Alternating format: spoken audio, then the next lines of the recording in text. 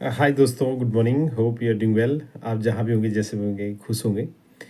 आज आपके बीच में माइंडफुलनेस सेल्स सीक्रेट स्ट्रेटजीज मैं आपके बीच में शेयर करना चाहूँगा, जो मेरी स्टोरी का जो पार्ट 4 है।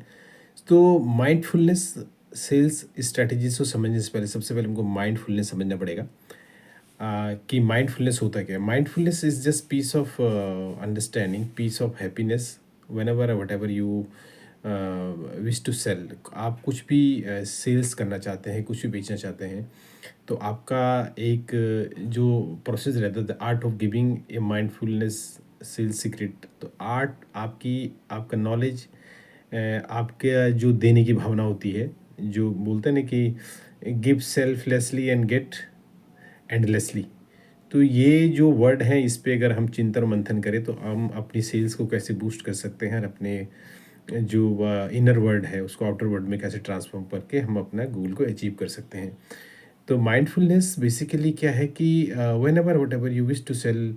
तो एक छोटी सी मुझे कहानी याद आती है कि सचिन नाम का एक लड़का था जो सेल्स एक्सपर्ट था, और उसने अपने ग्रेजुएट किया, फिर उसके बाद एमबीए किया, उसके बाद अपनी मार्केटिंग सेल्स में उसे जॉब मिला।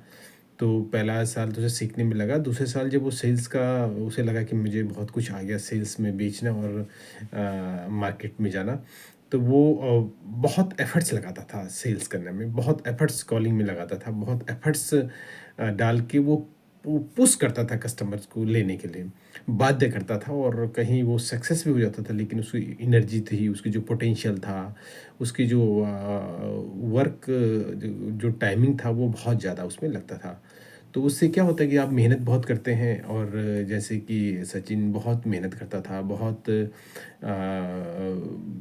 प्रोडक्ट के बारे में बहुत उसकी एक अपनी नॉलेज रखता था। वो भी उससे बहुत अच्छा सा था अपनी प्रोडक्ट के बारे में, कन्विक्शन, उसकी जो कन्विक्शन पावर थी वो भी बहुत अच्छी थी, और जो कस्टमर को बताता वो भी बहुत अच्छा। लेकिन उसकी एक चीज़ की जो कमी रहती थी, वो माइंडफुलनेस उसमें नहीं होता था। माइंडफुलनेस क्या है, आपका एक लॉ ऑफ नेचर है, आपका एक देने की जो भावना होती है, गिविंग ऑफ नेचर्स, वो वर्दी आइडल्स। आप कितना अच्छा वर्थफुल, बोलते हैं ना कि राइट कैंडिडेट होना चाहिए देने के लिए। जैसे पात्र की बात होती है, आजकल क्या है कि लोग अपना पात्र भर के रखते हैं, क्योंकि उन्हें जैसे बहुत बार ये व्हाट्सएप यूनिवर्सिटीज़ हैं, अदर मीडियम्स हैं, अदर चैनल्स हैं, और वेब सीरीज़ हैं, तो उनका पात्र भरा रहता है। जब पात्र भरा रहता है तो फिर कहाँ से वो उस चीज़ को ग्रहण करेंगे। तो सबसे अगले हमें सीखना है, लर्निंग करना है, तो हमें अपने पात्र को क्या करना पड़ेगा, थोड़ा सा खाली रखना पड़ेगा। अपना पात्र तो अपना पात्र है, लेकिन उसमें थोड़ी सी जगह हुई, तब तो बाहर से उसमें कुछ इनपुट जाएगा।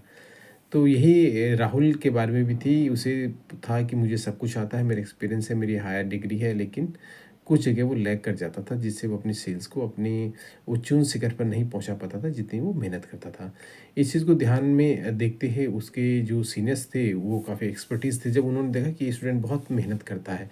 क्योंकि बोलते हैं ना कि मेहनत सफलता का राज है। यही हमें बचपन में सिखाया गया, यही हमें बताया गया कि बेटा मेहनत करोगे तो सब कुछ हो जाएगा, मेहनत मेहनत नहीं करोगे तो कुछ नहीं हो पाएगा। लेकिन आज के टाइम में मेहनत, एक स्मार्ट हार्ड वर्क आपको करना ज़रूरी है। अगर देखा जाए तो रोड पे जो रिक्शा चलाने वाला बहुत मेहनत करता है, अगर वो मेहनत करने वाला अगर अमीर बनते हैं या फुलनेस की तरफ प्राप्त होते हैं, तो वो सभी रिक्शे चलाने वाले मिलियनेयर बिलियनेयर माइंडसेट वाले होने चाहिए। तो सबसे पहली बात है जो आपका माइंडफुलनेस मिलियनेयर माइंडसेट होना चाहिए, आपका लर्निंग बिहेवियर होना चाहिए, आपका कंटिन्यूशन लर्निंग का प्रोसीजर आप में होना चाहिए, जिससे कि आप अच्छी चीज़ों को ग्रैप्स कर जाएँ।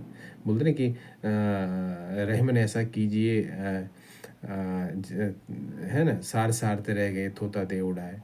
तो मतलब जब रहीम जी कहते हैं कि अच्छी चीज़ हमारे पास प्राप्त हो जाए, और जो हमारी बेकार चीज़ है वो बाहर उड़ के चले जाएँ, जैसे हम लोग सूप पे करते हैं। तो वैसे ही है कि आपको ज्ञान बहुत होता है, आप उसको इम्प्लीमेंट भी करते हैं, मेहनत भी बहुत करते हैं, लेकिन स्मार्ट मेहनत की उसमें ज़रूरत पड़ती है। तो इसी स्मार्टनेस को आपको एक गिविंग नेचर होना चाहिए कि आप दूसरों को क्या अच्छी अपनी एक्सपीरियंस शेयर कर सकते हैं, और क्या आप दूसरे को सपोर्ट कर सकते हैं, क्या कस्टमर्स की नीड को आप सॉल्व करते हैं, क्या कस्टमर के जो पैटर्न्स है उसको समझ के उसकी जो फीलिंग्स को आप अंडरस्टैंड करते हैं, उससे बहुत अटेंटिवली कस्टमर्स को सुनते हैं, और आप कम बोलते हैं और कस्टमर की ज़्यादा सुनते हैं, तो प्रॉब्लम को आइडेंटिफ़ाई करते हैं। आपने देखा होगा जब डॉक्टर के पास जाते हैं तो डॉक्टर को सब लोग अपनी प्रॉब्लम्स बताते हैं और उसके बाद उसको डायग्नोज़ करता है। तो सेम सेल्स में भी एक स्ट्रैटेजी लगती है, जिसको हम माइंडफुलनेस कहते हैं। सबसे पहले हमें कस्टमर के माइंड को रीड करना होता है, उसकी प्रॉब्लम को आइडेंटिफ़ाई करना होता है, उसको सॉल्यूशन देना होता है, उसकी हेल्पिंग नेचर देना होता है। सॉरी। हेल्प को आप कई तरीके से दे सकते हैं। आप उसको सोशल हेल्प का एक मॉडरेट कर सकते हैं, उसको डेमोस्ट्रेट कर सकते हैं, उसको मेंटल हेल्थ का डेमोस्ट्रेट कर सकते हैं, उसको साइकोलॉजिकल हेल्थ का डेमोस्ट्रेट कर सकते हैं, इसको स्पिरिचुअल हेल्थ का डेमोस्ट्रेट कर सकते हैं, उसको फिजिकल हेल्थ का डेमोस्ट्रेट कर सकते हैं।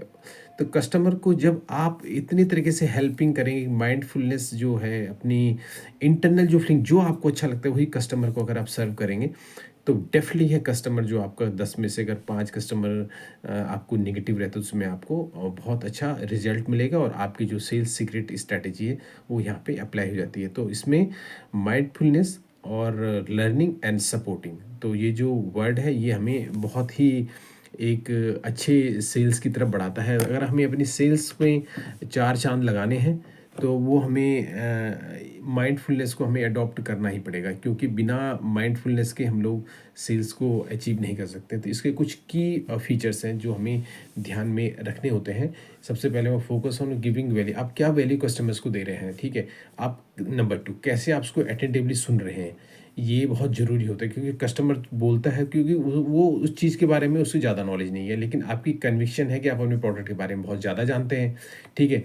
आप उसको अदर सपोर्ट्स के बारे में बता सकते हैं, जो आप बेच रहे हैं उसके अलावा कुछ आप उसको फ्री भी, जैसे मॉडर्न जो होता है सेल्स का, उसमें क्या वैल्यू एडिशंस कर रहे हैं अपनी प्रोडक्ट में आप, उसमें क्या आप कुछ ऐसा दे रहे हैं, कुछ सरप्राइज़ उसको कर रहे हैं आप उसकी कॉस्ट में, तो वो वेरी इंपॉर्टेंट होता है।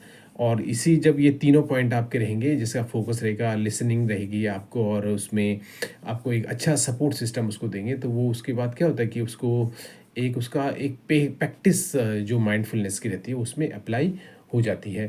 लेकिन उसके बाद अगर ये तीनों काम कर जाते हैं, आपकी सेल्स हो जाती है, तो तभी हम कह सकते हैं कि give selflessly and get receive endlessly, जो ये वर्ड है ये यहाँ पे फिट हो जाता है और आप अपनी सेल्स को बढ़ा सकते हैं। अगर आपको मेरे विचार और ये स्टोरी जो है मेरी अच्छी लगी, और राहुल की स्टोरी जब उन्होंने सक्सेस प्राप्त की, अपने सेल्स को बढ़ाया, 10x किया, तो आप इसको लाइक और शेयर करें, और ऐसी स्टोरीज़ जानने के लिए, ऐसे सेल्स सीक्रेट्स को जानने के लिए मुझे लाइक एंड फॉलो ज़रूर करें अगर आपको अच्छा लगता है, और कमेंट ज़रूर करें। ख़राब लगा, अगर आपकी कोई एडवाइस हो तो मैं उस पर भी वीडियो बनाऊंगा। मुझे पहले जो स्टोरी थी 1 2 3, उसमें काफ़ी लोगों के कॉल आए, सपोर्ट आया, आप लोगों का प्यार यूँ मिलता रहे, तो मैं आपके लिए कुछ अपने एक्सपीरियंस जो मेरे पास है सेल्स के, मैं आपके पास लाता रहूँ, जो आपके आगे काम आए।